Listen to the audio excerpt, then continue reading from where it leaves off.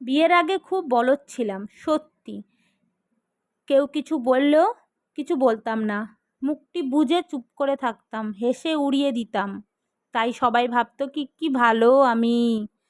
কিন্তু এই যে বিয়ের 5-6 বছর চলছে, এই মুহূর্তে দাঁড়িয়ে কিন্তু আমি এমন কোনো জিনিস নেই যে এখন আর জানি না বা বুঝি না, বা আমাকে কেউ কিছু বলতে এলে আমি উল্টো জবাবটা দিয়ে দিই।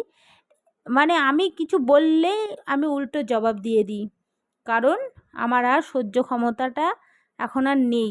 আগে ছিল, এই মুহূর্তে তো নেই। কারণ উল্টোপাল্টা কথা শুনলেই আমি খুব রেগে যাই।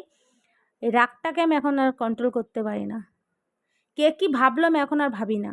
আমাকে নিয়ে কেউ কিছু খারাপ মন্তব্য করবে, যদি শুনতে পাই তার সাথে কোনো কথাই নেই, কথা বলবোই না তার সাথে। যে যার মতো থাকো, ভালো থাকো, আমি চাই সেইটা। আগে কিছু বলতাম না, তাই সবাই ভালো ভালো বলতো, কিন্তু এখন আমি দেখো মানে এই 5-6 বছরে আমি বুঝে গেছি যে মানুষ বেইমান। মানুষ কিন্তু প্রচুর বেইমান। ওরা আসবে, তোমার সাথে কথা বলবে, তোমাকে সব মানে তোমাকে নিয়েই সবসময় সমালোচনা করবে। তাদের তো কোনো কাজ নেই, তারা কোনো মানে চাপের কাজ থাকতো তাহলে বুঝতে পারতো, সময় পেত না, খেতে সময় পেত না, এমন পরিস্থিতি আসতো। মানুষকে নিয়ে সমালোচনা করা এই সবগুলো বন্ধ হয়ে যেত। জানি না, আমার মাথা গরম হয়ে গেছে, তাই আমি এখন যা খুশি তাই বলে দিচ্ছি।